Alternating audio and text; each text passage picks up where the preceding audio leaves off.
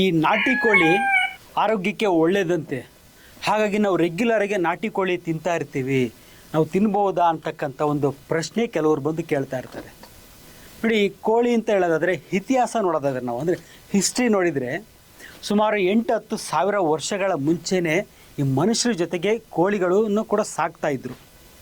ಸರಿ, ಕೋಳಿಗಳನ್ನು ಸಾಕ್ತಾಯಿದ್ರು, ಬಟ್ ಆದರೆ ಅದನ್ನು ಆಹಾರವಾಗಿ ಸೇವಿಸ್ತಾ ಇರಲಿಲ್ಲ. ಅಂದರೆ ಅದನ್ನು ಕೊಂದು ಅದನ್ನು ತಿಂತಕ್ಕಂಥದ್ದು ಮಾಡ್ತಾ ಇರಲಿಲ್ಲ. ಸೊ ಬದಲಾಗಿ ಈ ಬೇರೆ ಸಾಕು ಪ್ರಾಣಿಗಳಿದ್ದಾವಲ್ಲ, ನಾಯಿ ಬೆಕ್ಕು ಹೇಗಿದ್ದಾವಲ್ಲ, ಅದೇ ರೀತಿ ಕೋಳಿಗಳನ್ನು ಜೊತೆಗೆ ಸಾಕ್ತಾಯಿದ್ರು, ಬಟ್ ತಿಂತಾ ಇರಲಿಲ್ಲ. ಬಟ್ ಅದು ಏನಾಯಿತು, ಕೆಲವು ವರ್ಷಗಳ ನಂತರ, ಕೆಲವು ಸಾವಿರಾರು ವರ್ಷಗಳ ನಂತರ, ಅಂದರೆ ಸರಿಸುಮಾರು 3000ದಿಂದ 4000 ವರ್ಷದ ಮುಂಚೆ, ಇಲ್ಲಿಂದ 4000 ವರ್ಷದ ಮುಂಚೆ ಏನಾಯಿತು, ಆಹಾರದಲ್ಲಿ ಕೊರತೆ ಸ್ಟಾರ್ಟ್ ಆಯಿತು. ಅದರಲ್ಲೂ ಕೂಡ ಈ ನಾನ್ ವೆಜಿಟೇರಿಯನ್ ಫುಡ್ಡಿಂದ ಕೊರತೆ ಅತಿ ಹೆಚ್ಚಾಯಿತು. ಅವಾಗ ಏನು ಮಾಡಿದರು, ಈ ಬೇರೆ ಪ್ರಾಣಿಗಳು ಯಾವಾಗ ಸಿಗಲಿಲ್ಲೋ ಈ ಕೋಳಿಗಳು, ತಾವು ಸಾಕಿರ್ತಕ್ಕಂಥ ಕೋಳಿಗಳನ್ನೇ ಕೊಂದು ತಿನ್ನಲಿಕ್ಕೆ ಶುರು ಮಾಡಿದರು. ಸೊ ಅಲ್ಲಿವರೆಗೂ ಸಾಕು ಪ್ರಾಣಿ, ನಾಯಿ ಥರ ಸಾಕ್ತಾ ಇದ್ದಂಥ ಒಂದು ಪ್ರಾಣಿನ ಒಂದು 3-4 ಸಾವಿರ ವರ್ಷ ಹಿಂದೆ ಈ ಮಾಂಸಾಹಾರದ ಕೊರತೆ ಆದಾಗ ತಿನ್ನಲಿಕ್ಕೆ ಸ್ಟಾರ್ಟ್ ಮಾಡಿದರು. ಅಂದರೆ ಕೋಳಿಗಳು ಅಂತಂದರೆ ಏನು, ಆವಾಗಿನ ಕೋಳಿಗಳು ಯಾವ ರೀತಿ ಇರ್ತಾಯಿತ್ತು, ನಾಟಿ ಕೋಳಿ ಅಂತ ನಾವೇನು ಹೇಳ್ತೀವಲ್ಲ, ಇವು ಕಲರ್ಫುಲ್ಲಾಗಿರ್ತಾಯಿತ್ತು, ಬೇರೆ ಬೇರೆ ಬಣ್ಣಗಳಲ್ಲಿ ಇರ್ತಾಯಿತ್ತು. ಸೊ ಬೆಳೀಲಿಕ್ಕೆ ಸರಿಸುಮಾರು 4-6 ತಿಂಗಳು ಬೇಕಾಗ್ತಾ ಇರ್ತಿತ್ತು. ಸೊ ಇವುಗಳ ಆಹಾರ ಯಾವ ರೀತಿ ಇರ್ತಾಯಿತ್ತು ಅಂತಂದರೆ, ಮಣ್ಣಿನಲ್ಲಿರ್ತಕ್ಕಂಥ ಸಣ್ಣ ಪುಟ್ಟ ಹುಳ ಉಪ್ಪಡಿಗಳನ್ನ ತಿಂತಾಯಿತ್ತು, ಕಾಳು ಕಡ್ಡಿಗಳನ್ನು ತಿಂತಾ ಇರ್ತಿದ್ವು. ಹಾಗೆ ಗಿಡಗಳನ್ನು ಸೊಪ್ಪುಗಳನ್ನೆಲ್ಲ ತಾವೇ ಆರಿಸ್ಕೊಂಡು ತಿಂತಕ್ಕಂಥ ಕೆಲಸ ಮಾಡ್ತಾಯಿದ್ವು. ಸೊ ಹಾಗೂ ಏನಂತಂದರೆ ತುಂಬ ಆ್ಯಕ್ಟಿವ್ ಆಗಿರ್ತಾಯಿದ್ವು. ತುಂಬ ಆ್ಯಕ್ಟಿವ್ ಆಗಿ ಅಂತಂದರೆ ಒಂದು ಸಲ ಬೆಳಗ್ಗೆ ಬಿಟ್ಟರೆ ಸಂಜೆವರೆಗೂ ಕೈಗೆ ಸಿಗ್ತಾ ಇರಲಿಲ್ಲ, ಸಂಜೆ ತಾವಾಗೆ ಮನೆಗೆ ಬರ್ತಾಯಿದ್ವು. ಅಷ್ಟು ಹಿಡಿಲಿಕ್ಕೆ ಅಸಾಧ್ಯ ಅನ್ನೋಷ್ಟರ ಮಟ್ಟಿಗೆ ಆ್ಯಕ್ಟಿವ್ ಆಗಿರ್ತಾಯಿದ್ವು. ಸೊ ಯಾವಾಗ ಇಷ್ಟು ಆ್ಯಕ್ಟಿವ್ ಆಗಿರ್ತಾಯಿದ್ವು, ಅವುಗಳಲ್ಲಿರ್ತಕ್ಕಂಥ ಮಸಲ್ಸ್ ಅಂದರೆ ಮಾಂಸಖಂಡಗಳು ತುಂಬ ಸ್ಟ್ರಾಂಗ್ ಆಗಿ, ತುಂಬ ಫರ್ಮ್ ಆಗಿ, ಗಟ್ಟಿಯಾಗಿರ್ತಾಯಿತ್ತು. ಸೊ ಯಾವಾಗ ಮಾಂಸಖಂಡಗಳು ಸ್ಟ್ರಾಂಗ್ ಇರ್ತವೆ, ಗಟ್ಟಿಯಾಗಿರ್ತಾವೋ, ಫ್ಯಾಟಿನ ಅಂಶ ನ್ಯಾಚುರಲ್ ಆಗಿ, ತುಂಬ ಆ್ಯಕ್ಟಿವ್ ಆಗಿದ್ದಾಗ ನ್ಯಾಚುರಲ್ ಆಗಿ ಫ್ಯಾಟ್ ಅಂಶ ಕಡಿಮೆ ಆಗ್ತಾ ಬರುತ್ತೆ. ಸೊ ಯಾವಾಗ ಫ್ಯಾಟ್ ಅಂಶ ಕಡಿಮೆ ಆಗುತ್ತೋ ವೆಯ್ಟು ಕೂಡ ಕಡಿಮೆ ಇರುತ್ತೆ. ಈ ನಾಟಿ ಕೋಳಿಗಳು ಅಂತ ಹೇಳಿದಾಗ ಫ್ಯಾಟ್ ಕಮ್ಮಿ ಇರುತ್ತೆ, ವೆಯ್ಟು ಕೂಡ ಕಮ್ಮಿ ಆಗಿರುತ್ತೆ. ಸೊ ಯಾವಾಗ ಇವು ನೋಡಿ, ಫುಡ್ ಅಂತ ಬಂದಾಗ ನ್ಯಾಚುರಲ್ ಆಗಿ ತಾವಾಗೆ ತಮ್ಮ ಆಹಾರನ ತಾವೇ ಹುಡುಕಿ, ಮಣ್ಣಲ್ಲಿರ್ತಕ್ಕಂಥ ಹುಳುಗಳನ್ನು, ಸೊಪ್ಪು ಕಾಳು ಕಡ್ಡಿಗಳನ್ನು ತಾವೇ ಆರಿಸ್ಕೊಂಡು ತಿಂತಾಯಿದ್ವು. ಸೊ ಅವುಗಳ ಇಮ್ಯುನಿಟಿ ಕೂಡ ತುಂಬ ಚೆನ್ನಾಗಿರ್ತಾಯಿತ್ತು. ಸೊ ಇಮ್ಯುನಿಟಿ ಚೆನ್ನಾಗಿರ್ತಾಯಿತ್ತು, ಅವಕ್ಕೆ ಯಾವುದೇ ಒಂದು ಕಾಯಿಲೆ ಬರ್ತಾ ಇರಲಿಲ್ಲ, ಯಾವುದೇ ಒಂದು ಮೆಡಿಸಿನ್ ಒಂದು ಅವಶ್ಯಕತೆ ಕೂಡ ಇರ್ತಾ ಇರಲಿಲ್ಲ. ಸೊ ಈ ಒಂದು ಪೌಷ್ಟಿಕಾಂಶ, ನ್ಯೂಟ್ರಿಯೆಂಟ್, ಈ ಒಂದು ಕೋಳಿಗಳಲ್ಲಿರ್ತಕ್ಕಂಥ ಒಂದು ನ್ಯೂಟ್ರಿಯೆಂಟ್ಸ್ ನೋಡೋದಾದರೆ, ಸೊ ಒಮೆಗಾ 3 ಫ್ಯಾಟಿ ಆ್ಯಸಿಡ್ ಸ್ವಲ್ಪ ಯಥೇಚ್ಛವಾಗಿರುತ್ತೆ. ಅದ್ರ ಜೊತೆಗೆ ಕೆಲವೊಂದು ವಿಟಮಿನ್ ಎ ಮತ್ತು ವಿಟಮಿನ್ B12 ಕೂಡ ಇರುತ್ತೆ.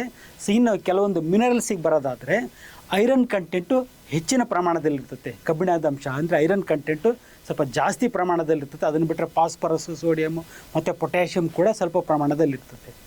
ಸರ್ ಇಷ್ಟೆಲ್ಲ ಇದೆಯಲ್ಲ, ಇದರಲ್ಲಿ ಪ್ರೋಟೀನ್ ಇದೆ, ಫ್ಯಾಟ್ ಅಂಶ ಕಮ್ಮಿ ಇದೆ, ಒಮೆಗಾ 3 ಫ್ಯಾಟಿ ಆ್ಯಸಿಡ್ ಇದೆ, ವಿಟಮಿನ್ಸ್ ಇದೆ, ಮಿನರಲ್ಸ್ ಇದ್ದಾವೆ. ಸೊ ಹಾಗಾದರೆ ಇದು ಆರೋಗ್ಯಕ್ಕೆ ಒಳ್ಳೆಯದಾ ಅಂತಕ್ಕಂಥ ಪ್ರಶ್ನೆ ನೋಡಿ.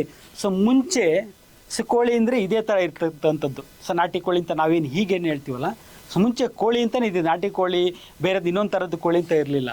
ಬಟ್ ಆದರೆ ಇಲ್ಲಿ ಒಂದು 70-80 ವರ್ಷದ ಹಿಂದೆ, ಸರಿಸುಮಾರು 1950ರಲ್ಲಿ ಏನಾಯಿತು, ಸೊ ಈ ಒಂದು ರಿಕ್ವೈರ್ಮೆಂಟ್ ಜಾಸ್ತಿ ಆಯಿತು, ಅಂದರೆ ಅವಶ್ಯಕತೆ ಜಾಸ್ತಿ ಆಯಿತು. ತಿನ್ನೋರ ಸಂಖ್ಯೆ ಹೆಚ್ಚಾಗ್ತಾ ಬಂದಾಗ ಅವಶ್ಯಕತೆ ಜಾಸ್ತಿ ಆಯಿತು, ಪ್ರೊಡಕ್ಷನನ್ನು ಜಾಸ್ತಿ ಮಾಡಬೇಕಾಯಿತು. ಯಾವಾಗ ಪ್ರೊಡಕ್ಷನನ್ನು ಜಾಸ್ತಿ ಮಾಡಬೇಕಾಯಿತು, ಸೊ ಇವು ಫಾಸ್ಟಾಗಿ ಬೆಳೀತಕ್ಕಂಥ ಹಾಗೂ ವೆಯ್ಟು ಕೂಡ ಸ್ವಲ್ಪ ಜಾಸ್ತಿ ಇರ್ತಕ್ಕಂಥ ಕೋಳಿಗಳನ್ನು ತಂದರು, ಬ್ರೀಡ್ ಮಾಡಿ. ಅಂದರೆ ಮುಂಚೆ ಇದ್ದಂಥ ಕೋಳಿನ ಕ್ರಾಸ್ ಬ್ರೀಡ್ ಮಾಡ್ತಾ ಒಂದು ಫಾರ್ಮ್ ಕೋಳಿ, ಅಥವಾ ಈಗ ನಾವು ಬ್ರಾಯ್ಲರ್ ಕೋಳಿ ಅಂತ ಏನು ಹೇಳ್ತೀವಲ್ಲ, ಅದು ಕ್ರಾಸ್ ಬ್ರೀಡ್ ಆಗಿ ಬಂದಂಥದ್ದು, ಫಾಸ್ಟಾಗಿ ಬೆಳೀತಕ್ಕಂಥದ್ದು. ನಾಳೆ 4-6 ತಿಂಗಳು ಬೇಕಾಗುತ್ತೆ ಈ ಒಂದು ನಾಟಿ ಕೋಳಿ ಬೆಳೀಲಿಕ್ಕೆ ಅಂತ ಅಂದರೆ, ಈ ಒಂದು ಫಾರ್ಮ್ ಕೋಳಿ ಅಥವಾ ಬ್ರಾಯ್ಲರ್ ಕೋಳಿಗಳು ಕೇವಲ 1-1.5 ತಿಂಗಳಲ್ಲಿ ಬೆಳೀತಕ್ಕಂಥ, ಅಷ್ಟು ಫಾಸ್ಟಾಗಿ ಬೆಳೀತಕ್ಕಂಥದ್ದು. ಹಾಗೂ ವೆಯ್ಟು ಕೂಡ ಜಾಸ್ತಿ, ಆಲ್ಮೋಸ್ಟ್ ಡಬಲ್ ವೆಯ್ಟ್ ಇರ್ತಕ್ಕಂಥ ಒಂದು ಕೋಳಿ ಕ್ರಾಸ್ ಬ್ರೀಡನ್ನು ಸ್ಟಾರ್ಟ್ ಮಾಡಿದರು. ಸರಿ, ಇಲ್ಲ ಸರ್, ನಾವು ಈಗಲೂ ಕೂಡ ಇವು ಕ್ರಾಸ್ ಬ್ರೀಡ್ ಆಗಿರ್ತಕ್ಕಂಥ ಫಾರ್ಮ್ ಕೋಳಿ ಅಥವಾ ಬ್ರಾಯ್ಲರ್ ಕೋಳಿ ಯೂಸ್ ಮಾಡೋದಿಲ್ಲ, ನಾವು ಈಗಲೂ ಯೂಸ್ ಮಾಡ್ತಕ್ಕಂಥದ್ದು ನಾಟಿ ಕೋಳಿ ಮಾತ್ರ ಅಂತ ಅಂತಾರೆ. ಬಟ್ ಅಂದರೆ ನೋಡಿ, ಈ ನಾಟಿ ಕೋಳಿ ಅಂತಂದರೆ ಏನು ಅಂದರೆ, ಮುಂಚೆ ಏನಿತ್ತಲ್ಲ 70-80 ವರ್ಷದ ಮುಂಚೆ, 1950ಕ್ಕಿಂತ ಮುಂಚೆ ಇದ್ವು ಆ ಕೋಳಿಗಳಲ್ಲಿ ಯಾವ ರೀತಿ ಬೆಳೀತಾ ಇದ್ವು ಅಂತಂದರೆ, ಫ್ರೀಯಾಗಿ ಓಡಾಡ್ಕೊಂಡಿದ್ದಂಥವು. ಸೊ ಊರು ತುಂಬ ಎಲ್ಲ ಇಲ್ಲಿ ಈ ಹೊಲಗಳಲ್ಲೆಲ್ಲ ಸುತ್ತಾಡಿಕೊಂಡು ತಮ್ಮ ಆಹಾರನ ತಾವೇ ಹುಡುಕಿ, ತಾವೇ ಸೆಲೆಕ್ಟ್ ಮಾಡಿ ತಮಗೆ ಯಾವ್ದು ಬೇಕು ಬೇಡ ಅನ್ನೋದು ತಾವೇ ತಿನ್ಕೊಂಡು ಬರ್ತಾ ಇದ್ದಂಥದ್ದು. ತುಂಬಾ ಆ್ಯಕ್ಟಿವ್ ಆಗಿರ್ತಾ ಇದ್ದಂಥವು ಯಾವುದೇ ಒಂದು ಮೆಡಿಸಿನ್ ಅನ್ನೋ ಒಂದು ಅವಶ್ಯಕತೆ ಬರ್ತಾ ಇರಲಿಲ್ಲ. ಅವಕ್ಕೆ ಇಮ್ಯುನಿಟಿ ಚೆನ್ನಾಗಿರ್ತೈತೆ. ಅದು ಕೋಳಿ ಅಂತಂದರೆ ಮುಂಚೆ ಇದ್ದಂಥದ್ದು. ಈ 79 ವರ್ಷದಿಂದ ಆಗಿರ್ತಕ್ಕಂಥದ್ದು ಏನು ಫಾರಮ್ ಕೋಳಿ ಇದಾವಲ್ಲ, ಇವು ಯಾವ ಒಂದು ಫೀಚರ್ಸ್ ಇಲ್ಲ. ಬಟ್ ನೀವೇನು ಹೇಳ್ತೀರಲ್ಲ ಸರ್, ನಾವು ತರತಕ್ಕಂಥದ್ದು ಫಾರ್ಮ್ನಲ್ಲಾಗಲಿ ನಾವು ಒಂದು ಶಾಪಲ್ಲಾಗಲಿ ತರೋದು ಕೂಡ ನಾವೊಂದು ಹಳ್ಳಿ ಅಥವಾ ಯಾವುದೋ ಒಂದು ಹಳ್ಳಿಯಿಂದ ತೊಗೊಂಬಂದ್ವಿ, ಅಲ್ಲಿ ಇರತಕ್ಕಂಥದ್ದು ಸರ್ ನಾಟಿ ಕೋಳಿ ಅಂತ ನೋಡೋದಾದರೆ ಇಲ್ಲ, ನಾಟಿ ಕೋಳಿ ಅಲ್ಲ ಅದು.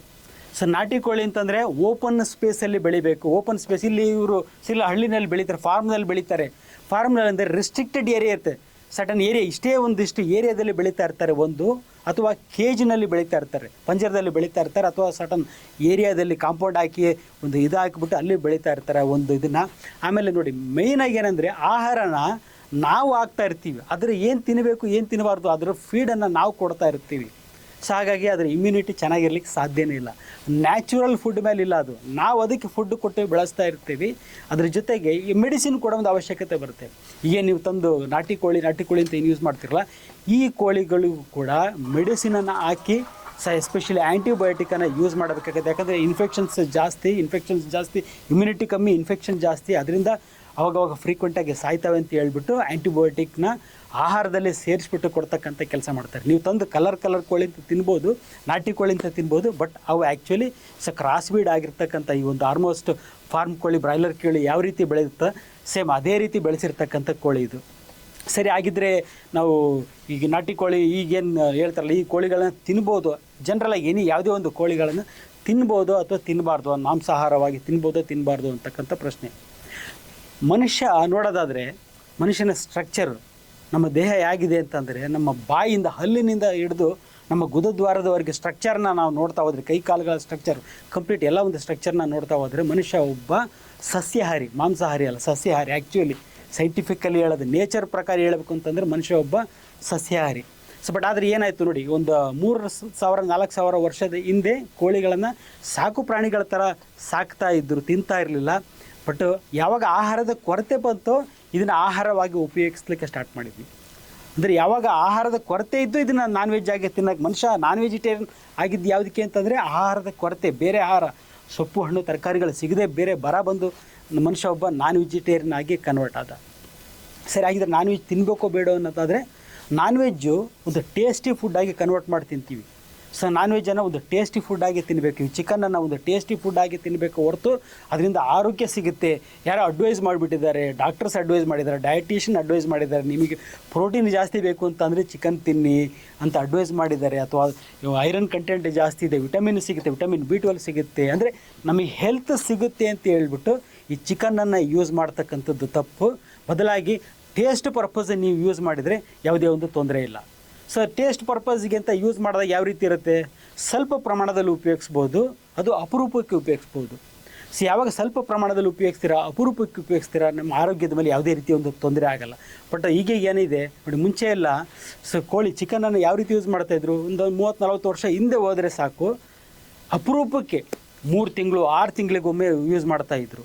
ಈಗ ಪ್ರತಿದಿನ ಆಲ್ಮೋಸ್ಟ್ ದಿನ ಅಥವಾ ವಾರಕ್ಕೆ ಒಂದು 3-4 ಸಲ ರೆಗ್ಯುಲರಾಗಿ ಯೂಸ್ ಮಾಡೋ ಮಷ್ಟಕ್ಕೆ ಹೆಚ್ಚಾಗಿಬಿಟ್ಟಿದೆ.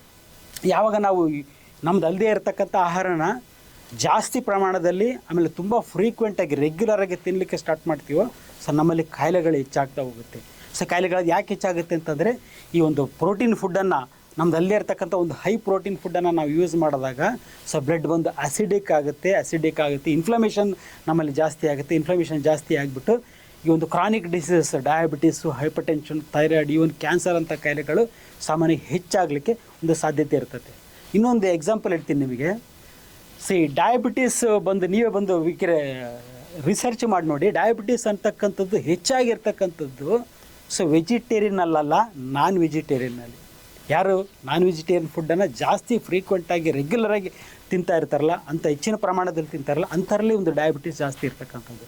ಬಟ್ ಜನರಲಾಗಿ ಏನು ಹೇಳ್ತಾರೆ, ಡಯಾಬಿಟೀಸ್ ಕಾರ್ಬೋಹೈಡ್ರೇಟ್ ತಿಂದರೆ ಬಂದುಬಿಡುತ್ತೆ, ಕಾರ್ಬೋಹೈಡ್ರೇಟ್ ಕಮ್ಮಿ ಮಾಡಬೇಕು, ಅನ್ನ ಕಮ್ಮಿ ಮಾಡಬೇಕು, ಪ್ರೋಟೀನ್ ಜಾಸ್ತಿ ಮಾಡಬೇಕು, ಅಂದರೆ ರೈಸ್ ಕಮ್ಮಿ ಮಾಡಿ ಚಿಕನನ್ನು ಜಾಸ್ತಿ ಮಾಡಿ ಅಂತಾರೆ, ಡಯಾಬಿಟೀಸ್ ಬರಬಾರ್ದು ಅಂತಂದರೆ. But actually non vegetarian food high ಪ್ರೋಟೀನೇ ಇಲ್ಲಿ ನಮಗೆ ಒಂದು ಡಯಾಬಿಟೀಸು ಮತ್ತು ಬೇರೆ ಬೇರೆ ಕ್ರಾನಿಕ್ ಡಿಸೀಸಸ್ ಬರಲಿಕ್ಕೆ ಕಾರಣ ಆಗ್ತಾಯಿದೆ. ನಗ್ನಾಗ್ತಾ ಇರಿ, ಆರೋಗ್ಯವಾಗಿರಿ. ನಮಸ್ಕಾರ.